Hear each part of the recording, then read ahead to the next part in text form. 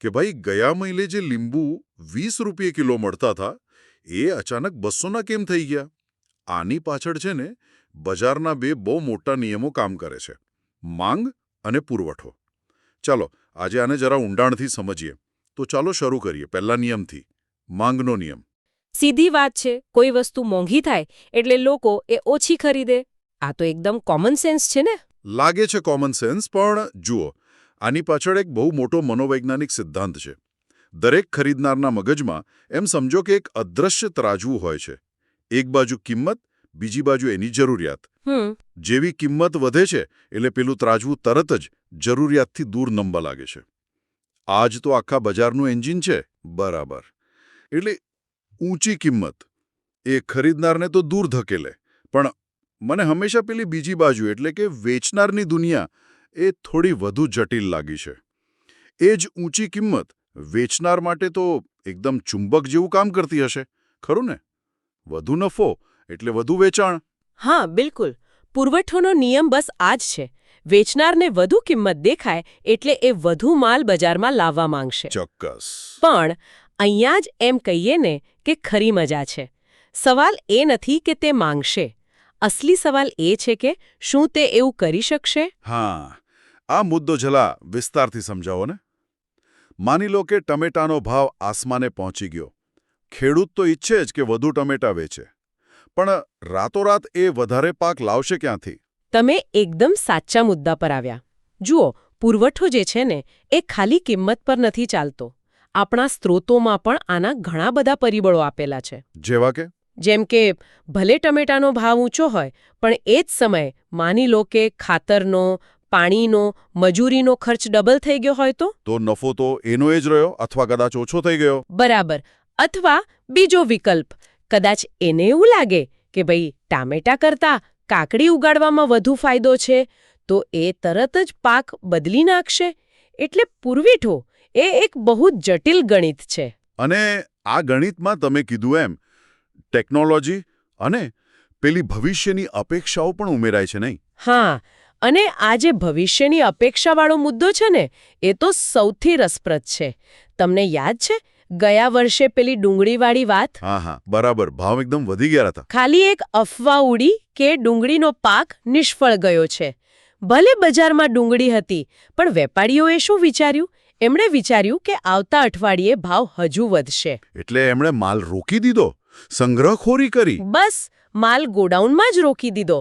અને પરિણામે શું થયું? બજારમાં એક કૃત્રિમ અછત ઊભી થઈ અને ભાવ સીધા આસમાને. ઓહો, એટલે એક અપેક્ષાએ આખી વાસ્તવિકતા જ બદલી નાખી. સાચી વાત. વાહ! તો આ આખી વાતનો સાર એમ નીકળો કે એક તરફ ખરીદનાર છે જે ઊંચા ભાવથી દૂર ભાગે છે, અને બીજી તરફ વેચનાર જે ઊંચા ભાવ તરફ ખેંચાય તો છે, પણ એની પોતાની અનેક મર્યાદાઓ છે. અને જે પોઈન્ટ પર, જે બિંદુ પર આ બંને વચ્ચે એક સમજૂતી થાય છે ને, એ જ કિંમત. બસ એ જ છે આપણી અંતિમ કિંમત. અને આ કોઈ સ્થિર બિંદુ નથી હોતું, ખબર છે? આ તો સતત હાલતું ચાલતું સંતુલન છે. બરાબર. કે હવામાન બહુ મોટો ભાગ ભજવે છે. જેમ કે દુકાળ, હિમ કે પછી અચાનક બહુ વરસાદ, આ બધું સીધું પાક પર અસર કરે છે. અને એમાં પાછું જીવાત અને રોગોનો પ્રકોપ ઉમેરાય એટલે તો પરિસ્થિતિ વધુ ખરાબ થાય. બરાબર. પણ અહીં એક રસપ્રદ વાત એ છે કે હવામાનનો માર તો ખેડૂત પર એક જ વાર પડે છે, પણ આપણા સુધી પહોંચતા પહોંચતા એ જ શાકભાજી પર 4-5 અલગ અલગ તબક્કે ભાવનો બોજ ચડતો જાય છે. એટલે ખેતરમાં 10 રૂપિયાની કોબી જ આપણા સુધી 50 રૂપિયાની કેમ થઈ જાય, તેની પાછળ એક આખી સાંકળ છે.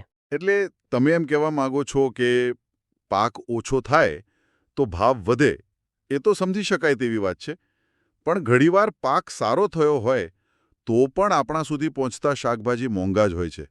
મતલબ કે સમસ્યા માત્ર ખેતરમાં જ નથી, ખરું ને? બિલકુલ. અહીં ગ્રાહકની માંગનો મુદ્દો આવે છે.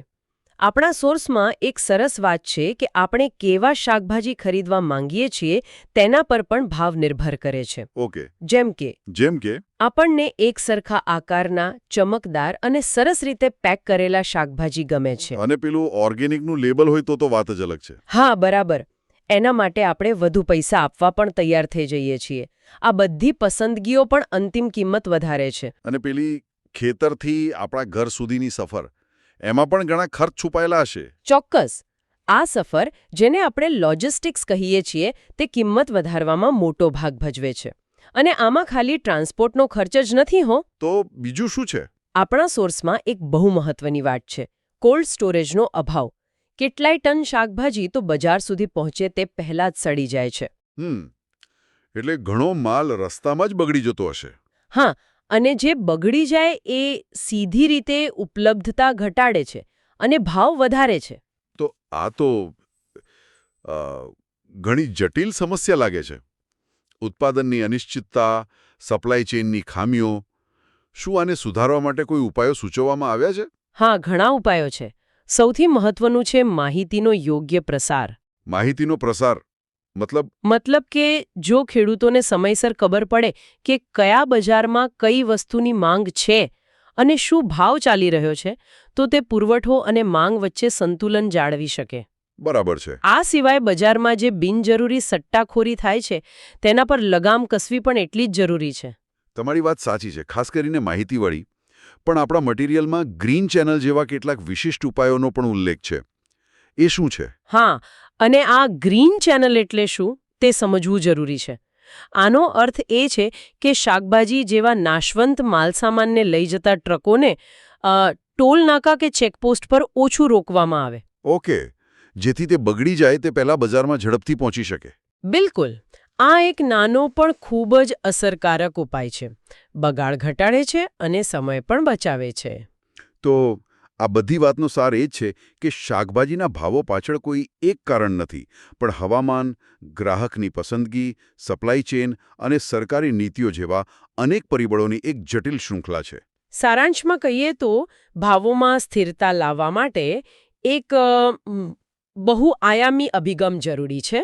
તેમાં સરકારની સક્રિય ભૂમિકા, કોલ્ડ સ્ટોરેજ જેવી બહેતર સપ્લાય ચેઇન અને ઉત્પાદકો તથા ગ્રાહકો વચ્ચે સ્પષ્ટ માહિતી સંચારનો સમાવેશ થાય છે.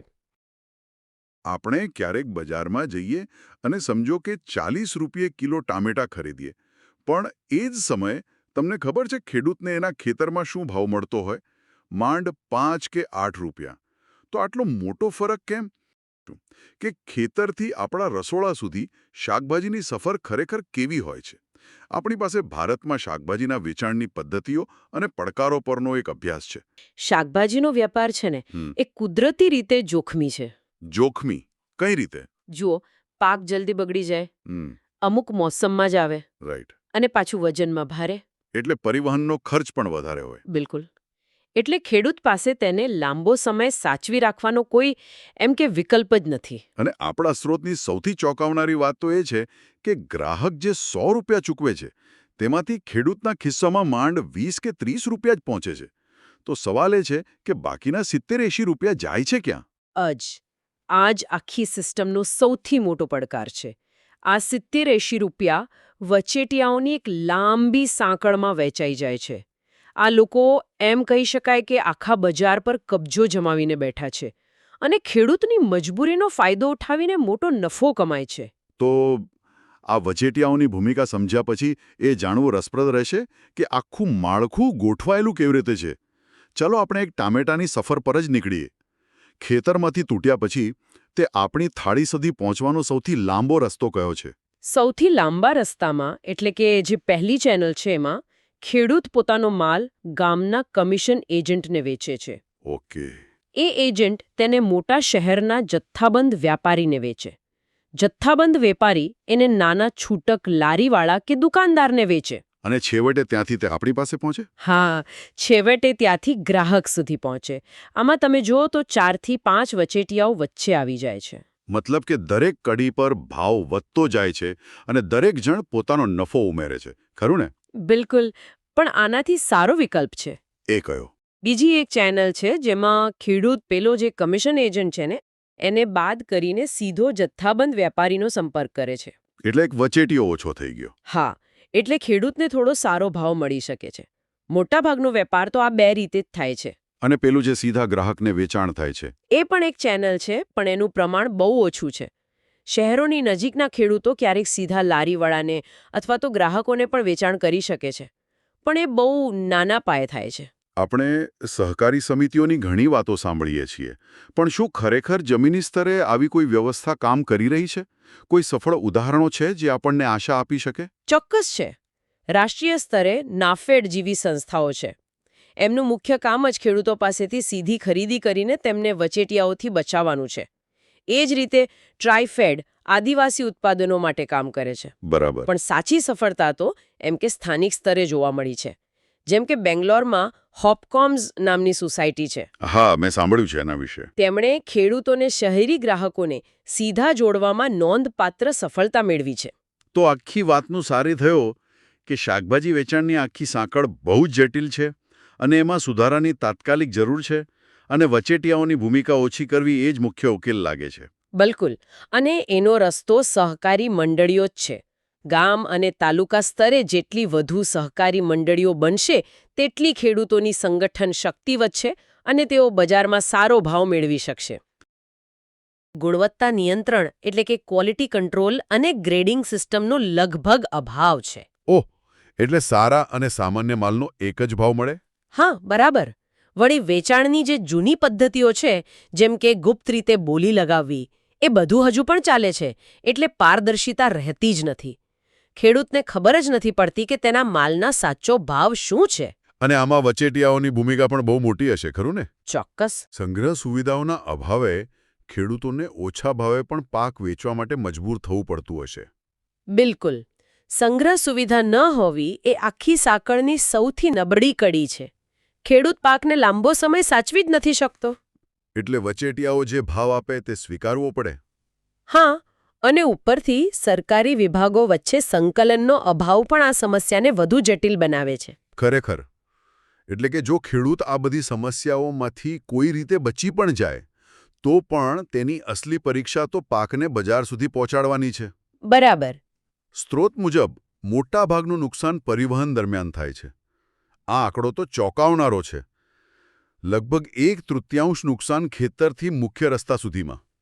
અને બીજું 1/3 મુખ્ય રસ્તાથી ગ્રાહક સુધીમાં. મતલબ કે આપણે જેટલું શાકભાજી ઉગાડીએ છીએ તેનો મોટો હિસ્સો તો રસ્તામાં જ બરબાદ થઈ જાય છે. હા, અને આ આખી સપ્લાય ચેનને તમે એક એવી લીકી પાઇપલાઇન તરીકે વિચારો જેમાં દરેક જોઈન્ટ પરથી પાણી ટપકી રહ્યું છે. વાહ, સરસ ઉદાહરણ છે. સ્ત્રોત કહે છે કે આનું મુખ્ય કારણ છે રેફ્રિજરેટેડ વાહનો અને કોલ્ડ સ્ટોરેજ નેટવર્કની લગભગ સંપૂર્ણ ગેરહાજરી. અહીં એક રસપ્રદ વાત છે. સ્ત્રોતમાં લખ્યું છે કે રેલ પરિવહન માર્ગ પરિવહન કરતાં 8-10 ગણું વધુ કાર્યક્ષમ છે. હા, છે. છતાં પણ મોટાભાગનું પરિવહન ટ્રક દ્વારા થાય છે. આવું કેમ? હા, અને આ વિરોધાભાસ ખૂબ જ મહત્વનો છે. જો રેલવે સૈદ્ધાંતિક રીતે વધુ કાર્યક્ષમ છે, પણ શાકભાજી જેવી નાશવંત વસ્તુઓ માટે સમય અને સુરક્ષા સૌથી જરૂરી છે. એટલે કે ભરોસાની વાત છે. બિલકુલ. જો ટ્રેન મોડી પડે કે યોગ્ય તાપમાનવાળા વેગન ન હોય તો આખી ઉપજ બરબાદ થઈ શકે છે. રોડ ટ્રાન્સપોર્ટ મોંઘું છે, પણ તે ડોર ટુ ડોર અને વધુ લવચીક વિકલ્પ આપે છે. એટલે જ એ પ્રચલિત છે. ભરોસાનો અભાવ જ રેલવેને પાછળ રાખે છે. સમજાઈ ગયું. તો પછી નિકાસનું શું? જે શાકભાજી વિદેશ જાય છે તે કેવી રીતે પહોંચાડાય છે? સ્ત્રોત મુજબ ડુંગળી, બટાકા અને લસણ જેવી ટકી શકે તેવી વસ્તુઓ જહાજ દ્વારા નિકાસ થાય છે. અને તાજા શાકભાજી? એ હવાઈ માર્ગે મોકલાય છે. અને તેમાં પણ નિયમન છે. મોટાભાગના તાજા શાકભાજી ઓપન જનરલ લાયસન્સ એટલે કે OGL હેઠળ આવે છે, જેનો અર્થ એ છે કે કોઈ પણ તેની નિકાસ કરી શકે છે. પણ ડુંગળી જેવી વસ્તુઓ માટે? હા, ડુંગળી જેવી સંવેદનશીલ જણસ માટે સરકારે નિયંત્રણ રાખ્યું છે. એક મિનિટ, એ નિયંત્રણ કેવું છે? તેની નિકાસ ફક્ત નાફેડ એટલે કે સરકારની કૃષિ સહકારી માર્કેટિંગ સંસ્થા દ્વારા જ થાય છે. આ બતાવે છે કે અમુક પાકના ભાવ અને પુરવઠા પર સરકાર સીધો અંકુશ રાખવા માંગે છે. એટલે કે આ કોઈ એક સમસ્યા નથી, પણ એક સાંકળ પ્રતિક્રિયા જેવી છે. ખેડૂતને સારો ભાવ નથી મળતો કારણ કે સંગ્રહ નથી, અને સંગ્રહ નથી એટલે ઉતાવળમાં પાક વેચવો પડે છે, જે પરિવહનની નબળી કડીમાં વધુ બગડી જાય છે. દરેક તબક્કે નુકસાન વધતું જ જાય છે. બરાબર.